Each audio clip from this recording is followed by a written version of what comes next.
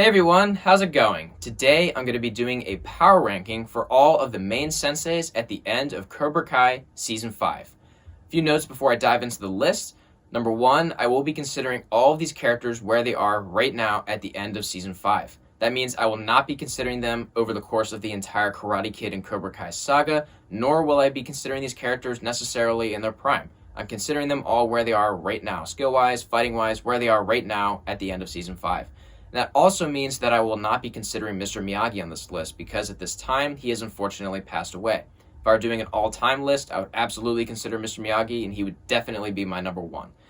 Then the second note is that I will be including Mike Barnes on this list. While he's not a sensei yet, I do believe he's a peer to most of the other senseis on this list. He's from the original Karate Kid movies. He was in the third movie, right? And he's from the same generation as most of these other senseis, and I think he belongs in the same kind of category and group as them.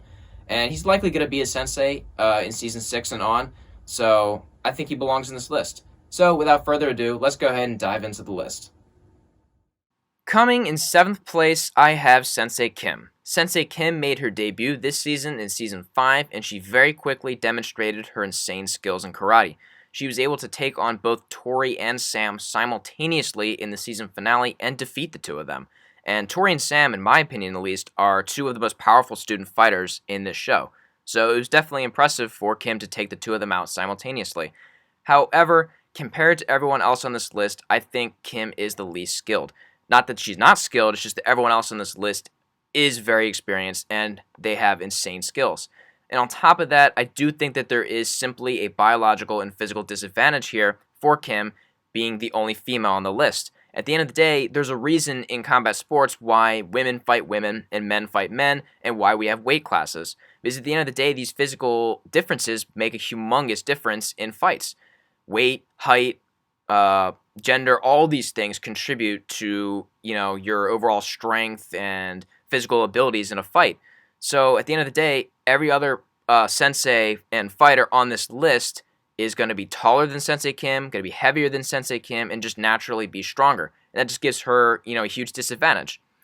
Now, of course, I'm not saying in fights that you can't compensate for differences. I think Kim would beat a majority of human beings in a fight, both male and female, despite people being bigger than her because she's so skilled, right?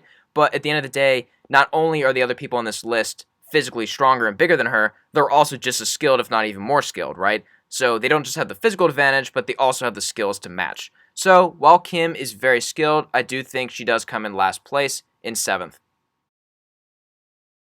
Coming in 6th place, I have Sensei John Kreese. John Kreese is the most experienced fighter on this entire list time-wise other than Terry Silver. Him and Terry probably have about the same amount. And they've been at it for a really long time, and that gives them a huge advantage. Just being in these kinds of situations so many times in their life, that kind of thing matters. However, I do think John Kreese does have a few significant disadvantages when compared to the rest of the fighters in this list. And one of those factors would simply be his age. At the end of the day, him and Terry are the oldest members of this list, and that matters. And I think it really does show in Kreese's case, a lot more so than it does in Terry's case. Kreese in his fights, you can see he's not very limber. He's kind of sluggish and slow. He's not nearly as athletic, at least now, as the other people on this list. He doesn't seem to have as good of endurance or cardio. He seems to be able to still take a punch pretty well and stuff. He's still tough, of course, but he's just not quite as athletic or quick as the others on this list. And then another thing that I think matters, another disadvantage for Kreese is simply his technique. He's not a very technical fighter. He's much more of a brute. Now, that doesn't mean he doesn't know how to fight, but he's just a lot more, less strategy and more kind of just going in and, muscling his way through a fight. You can see that when he fought Mr. Miyagi in the beginning of the second Karate Kid movie, where, Mr. Miyagi is thinking more about, no be there, right? More strategy, he's more defensive, but he's also just thinking more. He's more technical. He's thinking about that, whereas Kreese just kind of charges in trying to punch Mr. Miyagi. So I think, honestly, Kreese is the least technical fighter on this list. I would put him even below Sensei Kim technique-wise. I think Kim is a lot more technical and arguably more skilled in that manner, but at the end of the day, I still do put Kreese above Kim. I do think, his physical advantages give him an advantage over her, and just, like I said, his, extensive experience over such a long time in combat. I think those factors put him just slightly above Sensei Kim, but unfortunately for him, I think his age and just his simple lack of technique puts him below everyone else on this list. The others mix it up more with a lot, a greater variety of strikes, and I just think everyone else on this list would beat him pretty consistently, other than Sensei Kim. And that's not to say Sensei Kim couldn't beat Kreese. I think she could. I just think Kreese would beat her more often than she would beat him. So I have Kreese in 6th place. Coming in 5th place, I have Mike Barnes. Mike Barnes made his Cobra Kai debut this season in Season 5, and as we saw in the third Karate Kid movie, Mike is a really dangerous guy. He was a really dangerous opponent for Daniel back then, and I think that a lot of that translates into the modern age, where we are right now at the end of Season 5. I would compare him most to John Kreese. I think his style is similar in that he's like a brute, he's a dog, he charges into fights with a lot of energy. But I think he's superior to Kreese in that I think he brings more energy. I think he's quicker. Of course, he is younger, but I do think he's quicker, he's more powerful. And I think he mixes more technique in there than Kreese does. So I think he's superior to Kreese, and I think he's superior to Sensei Kim as well. I think he brings more energy in the fight. I think he would overwhelm her, and he has the technique to match her, plus, physical, size and strength advantage. But energy, I think that really is a lot of Mike Barnes' strategy. We saw that a lot in the third Karate Kid movie. He was really energized and really like egging, Daniel on. A lot of it's almost like psychological combat, right? He's really good at just getting up in your face and charging at you and, yelling at you and just bringing a lot of energy. And I think that really is a lot of his style, and I think for him it is effective. But I do think one of his biggest weaknesses would be, I don't think he's quite as technical as the people who are above him on this list, but also I don't think he can take as much damage as they can either. We saw in the season finale at Terry Silver's house, he was disposed of much quicker than Johnny and Chosen were. So it took a lot less to knock him down. And that matters in a fight. It's like Rocky Balboa says, it ain't about how hard you hit, it's about how hard you can get hit and keep moving forward, right? So I think the others who are above Mike on this list have a bit more of that than Mike does. And you can even see that in the fight with Daniel, right? In the third Karate Kid movie, Mike was really beating up on him badly, but Daniel LaRusso kind of channeled his inner Rocky Balboa and he was able to, with some encouragement from Mr. Miyagi, he was able to push through that and actually beat Mike. So at the end of the day, Mike was defeated, it was in a sudden death match, but he was able to be beaten with one move, like one little flip and hit, and he was out, right? Whereas Daniel took all this damage, had to work through all this kind of psychological battle and physical battle by being, yelled at and put in this really pressure-filled situation, but also dealing with a lot of damage, right? So at the end of the day, I think that's one of the biggest reasons Mike is below the others who are ahead of him on this list, but at the end of the day, he is a very skilled fighter, and I think he absolutely belongs here in 5th place.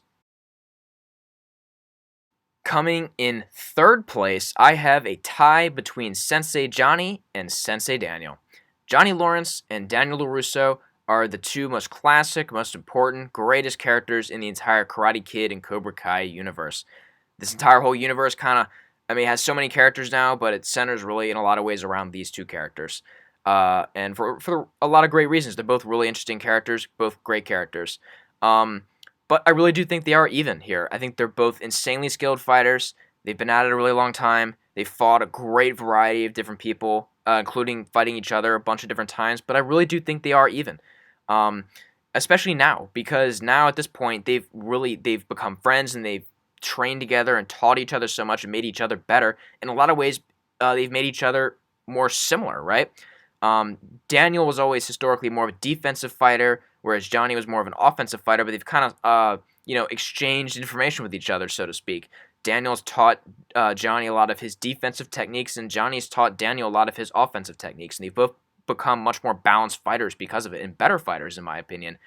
And they're just so even. They literally fought, I don't remember if it was in season 3 or 4, but they fought each other at the Miyagi-Do dojo and, Mr. Miyagi's, old house.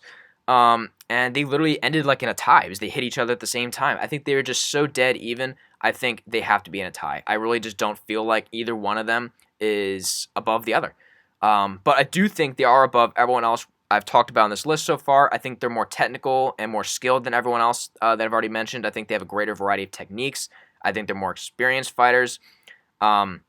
lengthwise not as experienced as Kreese. Kreese has been around longer, but I think they're more experienced in the sense that they've been exposed to a greater variety of teachings.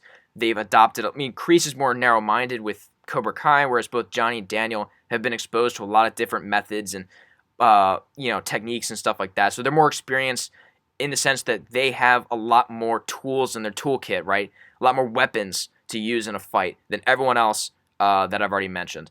So I think these guys absolutely belong here in third above everyone else. They're both insanely skilled fighters, and they absolutely belong here in third place. Coming in second place, I have Sensei Terry Silver. I think Terry Silver is an insanely skilled fighter, and I think he is a very decisive second place on this list. I think he's superior to Kreese in the sense that despite them both being around the same kind of older age, especially compared to the others, right? They're definitely much older than the others. I think he's just aged better as a fighter. I think he's a lot more limber and quicker. And some of that just comes down to like his body type. He's just kind of a thinner, taller guy, and I think that gives him, reach advantage, and also just he's able to throw these kicks so well. So I think he's just aged better as a fighter than Kreese. And like I said, he's just always been so dangerous with his height and size advantage. I think he's definitely the tallest fighter on this list, and he's just got such a great technique with his kicks. It just really makes him dangerous. And then we've seen a lot of this in action.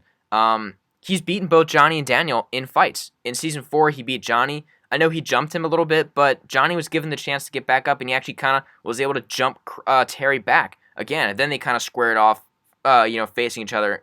That's when it kind of became fair, and Terry took care of him pretty quickly. So he took out Johnny, who's insanely skilled, and then he took out Daniel in this season in Stingray's house. Then, of course, at the end, Daniel was able to come back and beat Terry, but that was after Terry had to fight Chosen at his house, right? So at the end of the day, Terry was already tired out, whereas Daniel was, a little bit fresher, right?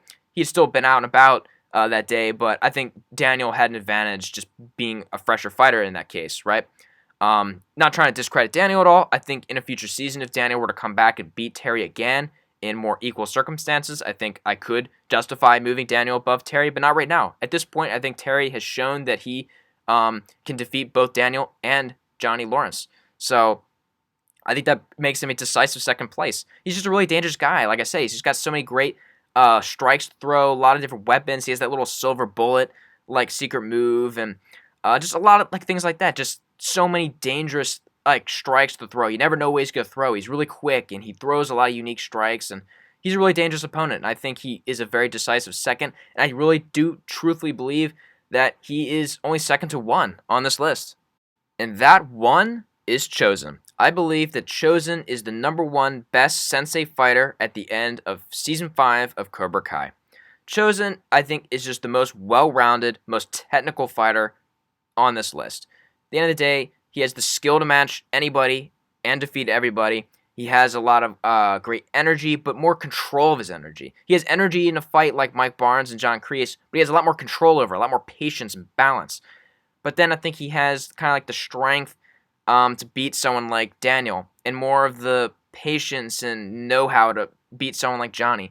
And then against even Terry, we saw at Terry's house, Chosen beat him in a one-on-one fair fight. Now, of course, Terry cheap-shotted him whenever, Chosen actually spared his life and got kind of distracted, and Terry came up and, was able to slice, Chosen in the back. But again, that was a huge cheap shot. It was a dick move.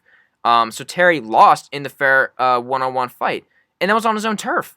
So Chosen, I think demonstrated by beating the second place on this list. I think Terry is the decisive second, and Chosen managed to edge him out in a fight, in a fair one-on-one fight. Again, like I said, I think it just comes down to him having just some of the best attributes of all the fighters on this list. He has great skill, great technique to match and beat everyone else on this list. But also, I think that just comes down, is combined with other elements. Like I said, his patience, his balance, his understanding of the fight, and almost like him being in tune with the art of combat. Like, he's almost at peace with it. He has the most understanding and respect of it. We kind of saw this. This sounds kind of weird, I know, but we kind of saw this with the exercise he gave the students when he taught Miyagi-Do and Eagle Fang this season. The whole exercise with the eggs. A lot of it is just kind of his kind of natural understanding of, how to act in a fight. And I think he just, like that whole exercise, he was able to teach those students just a basic, kind of team building activity to win a fight the right way. And I think he just has the most understanding and appreciation for the art of karate.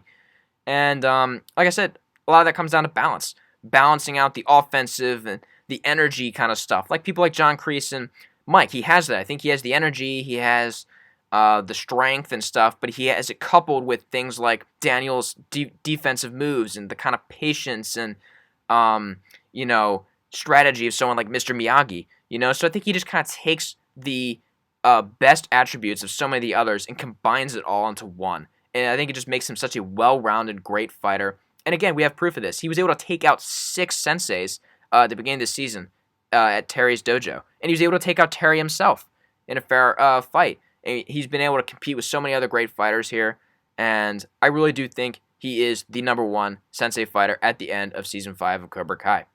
So there you have it. That's my list. Thank you all so much for watching. Really appreciate you guys tuning in. Definitely please go down to the comment section below and let me know what you think.